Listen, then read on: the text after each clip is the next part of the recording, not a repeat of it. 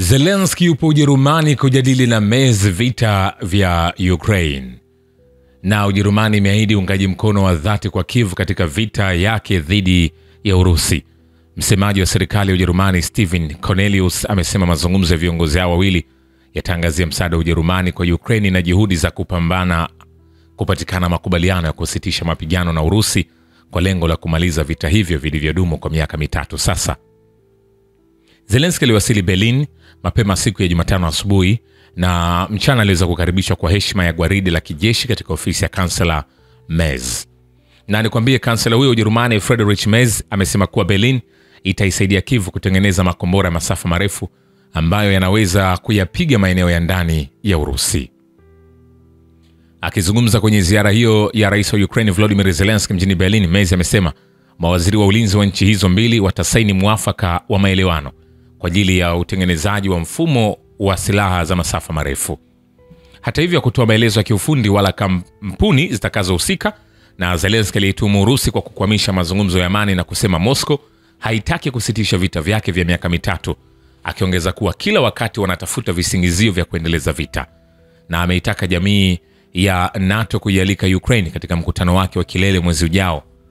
Anasema, kwa maoni yangu, ikiwa Ukraine haitakuwa katika mkutano wa NATO itakuwa ushindi kwa Putin, lakini sio dhidi ya Ukraine, lakini dhidi ya NATO. Kwa hiyo uamuzi uko mkononi mwa washirika. Urusi mara moja imejibu kauli ya kansela Merz kupitia msemaji wa ikulu ya Kremlin Dmitry Peskov aliyeshutumu serikali ya Ujerumani kwa kuchochea vita. Ziara Zelensky mjini Berlin, ambayo ni yake ya tatu tangu uvamizi kamili wa Urusi, inajiri siku chache baada ya Moscow kufanya mojawapo ya mashambulizi yake mazito zaidi ya makombora na ndege zisizo na rubani katika mzozo wa Ukraine. Nikwambia hivi, hatujamaliza.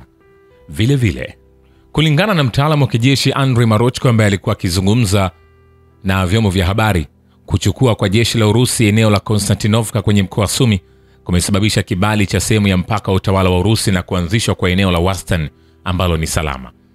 Alifafanua, kutekwa kwa Konstantinovka kumewezesha vikosi vyetu kurudisha vikosi vya Ukraine nyuma na kupata eneo dogo kando ya mpaka. Hivi sasa wanajeshi wetu wanafanya kazi kidogo kaskazini magharibi mwa Konstantinovka, wakisonga mbele zaidi na kuwatenga wanamgambo wa Ukraine kutoka mpaka wa Urusi. Waraka wa msimamo unatayarishwa kujadili masharti ya kusitisha mapigano na Ukraine, na wakati huo operesheni maalum ya kijeshi ya Urusi inaendelea. Msemaji wa Kremlin Dmitry Peskov anasema kwenye mkutano, karatasi ya msimamo inatayarishwa ili kujadili orodha ya masharti ya kusitishwa kwa mapigano kwa muda kwa ajili ya suluhu. Wakati huo operesheni maalum ya kijeshi inaendelea.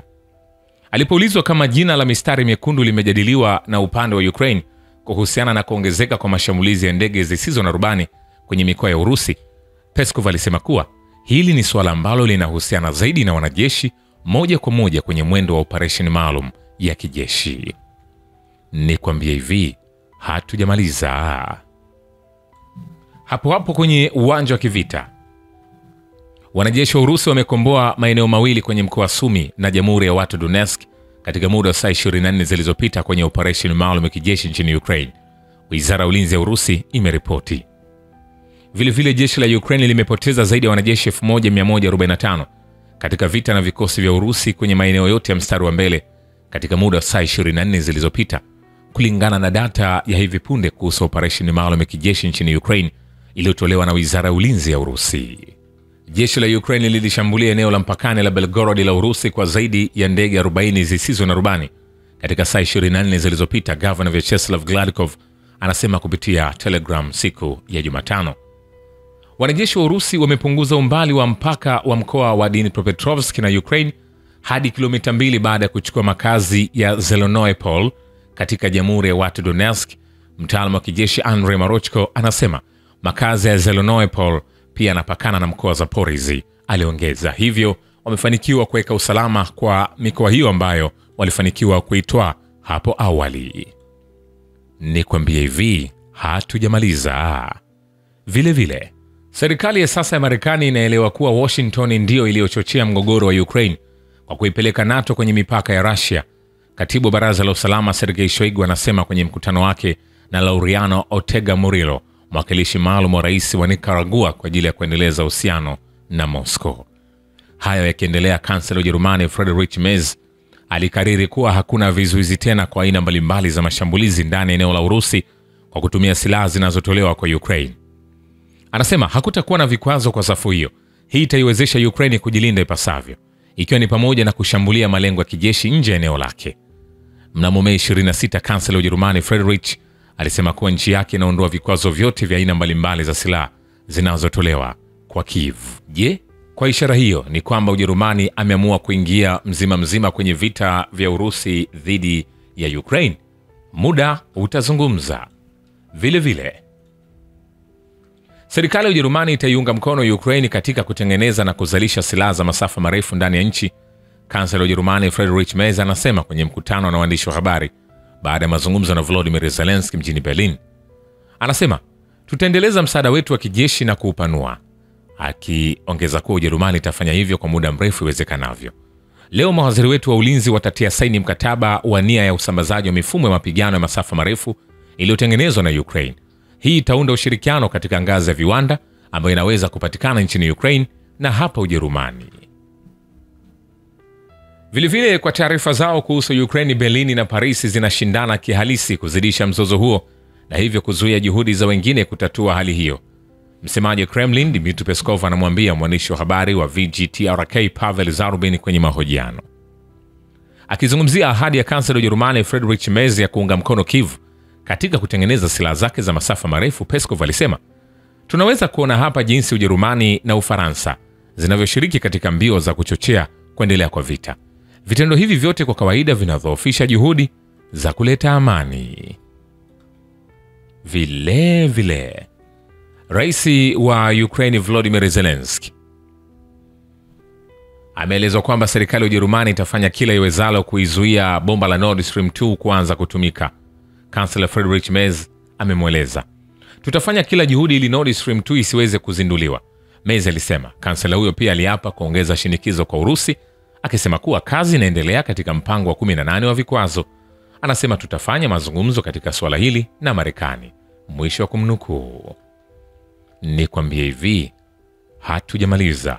Kumbuka hichi ni kile ambacho kinaendelea kushika hatamu kwenye vita vya Urusi dhidi ya Ukraine, ambavyo vyombo vya habari vya kimagharibi vinaficha, havitaki uweze kufahamu.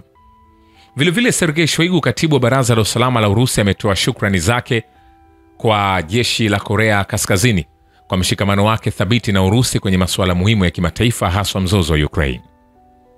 Shoigu alisema, ningependa kutoa shukrani zangu za dhati kwa marafiki zetu wa Korea kwa msaada wao usio yumbayumba kwa Urusi katika masuala yote muhimu ya kimataifa, hasa kuhusu Ukraine ambayo bado ni wasiwasi wetu wa dharura.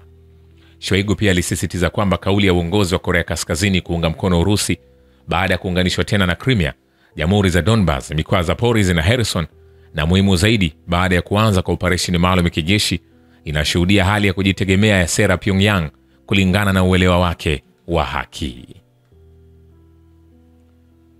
Vilevile, waziri wa usalama wa jimbo la Korea Kaskazini Ri Chang-dae, akiwa kwenye mkutano wa kimataifa wa maafisa wa ngazi ya juu wa usalama, anasema wanajeshi wa Urusi na Jamhuri ya Kidemokrasia ya Watu wa Korea wameonyesha kiwango cha juu zaidi cha urafiki na udugu kupitia juhudi zao za pamoja katika kukomboa eneo la Kursk. Anasema mwishoni mwa mwezi wa Aprili wanajeshi kutoka nchi zote mbili za Korea Kaskazini na Urusi walisimama bega kwa bega katika mtaro wa pamoja, wakimwaga damu pamoja na kukomboa kabisa mkoa wa Kursk kutoka kwa wavamizi wa Nazi mamboleo wa Kiukraine. Ushindi huu uliashiria ushindi wa haki dhidi ya udhalimu na kuashiria tukio la kihistoria ambalo linaonyesha udugu wa kijeshi wenye nguvu kati ya Korea Kaskazini na kiwango cha juu cha ushirikiano wa Urusi na uhusiano wa kimkakati. Ni kwambie hivi, hatujamaliza. Sasa nikupeleke kwa msemaji wa ikulu ya Urusi Kremlin. Huyu si mwingine ni Dmitry Peskov. Yako mambo mbalimbali ambayo ameweza kuzungumza, na miongoni mwa mambo aliyoeleza, anasema mafanikio fulani yamepatikana katika mazungumzo ya Russia na Ukraine, shukrani kwa rais wa Marekani Donald Trump. Anasema kumekuwa na maendeleo, ikiwa ni pamoja na kupitia upatanishi wa Marekani na rais Donald Trump binafsi, hasa katika kutekeleza makubaliano yaliyofikiwa Istanbul. Peskov alisema mabadilishano ya 1000 kwa 1000 wafungwa yamefanyika, ambayo ni muhimu sana, alisema. Vilevile, waziri wa mambo ya nje wa Uturuki Hakan Fidan atazuru Ukraine mnamo Mei 29 na 30 kwa mwaliko wa mwenzake Andrei Sybiga. Chanzo cha wizara mambo ya nje ya Uturuki kinasema mkakati wa kuivuta Ukraine katika NATO pamoja na upanuzi usio na kikomo wa muungano huo wa mashariki licha ya kuhakikishiwa kinyume chake ulianzisha mzozo huo. Waziri wa mambo ya nje wa Urusi Sergei Lavrov anasema katika mkutano wa kimataifa wa wawakilishi wakuu wanaohusika na masuala ya usalama. Ni sababu kuu ya mzozo wa Ukraine inahusu msukumo wa kuivuta Ukraine katika NATO. Tayari nimesema mara kwa mara kwamba mzozo wa Ukraine na kwa ujumla mzozo mkubwa wa usalama barani Ulaya ulichochewa haswa na upanuzi mkali wa NATO kuelekea mashariki ambao ulifanywa licha ya uhakikisho wote wa Marekani na wazungu na upanuzi wa NATO wa Urusi na kisha upanuzi wa Urusi. Mwanadiplomasia mkuu wa Urusi alisema, nikwambie hivi, hatujamaliza. Rais wa Ukraine Volodymyr Zelensky ameeleza wazi juu ya uwezekano wa kufanyika kwa mkutano wa kilele wa pande tatu unaowahusisha yeye mwenyewe, Rais wa Urusi Vladimir Putin na kiongozi wa Marekani Donald Trump. Anasema tumejitayarisha kwa formula ya Trump, Putin, Zelensky na tuko tayari kwa mikutano ya watu binafsi, Trump na Putin na Trump na Zelensky pamoja na mkutano wa pande tatu. Hii inapaswa kuwa mikutano ya wakati mmoja, sio kutengana, Zelensky alisema kama alivyonukuliwa na RBC Ukraine. Sasa nikikupeleka kwa waziri wa mambo ya nje wa taifa la Urusi Sergei Lavrov anasema